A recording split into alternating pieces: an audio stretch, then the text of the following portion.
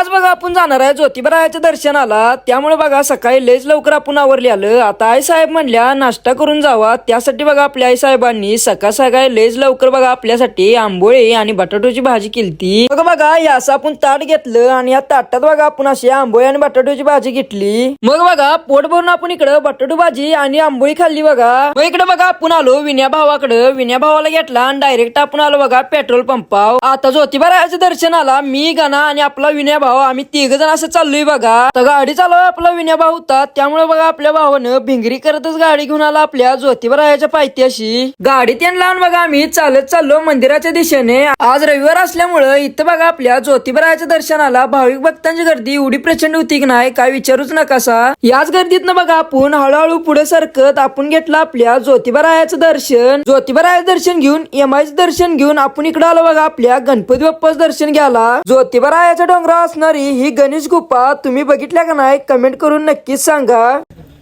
कसं वाटायला लागले?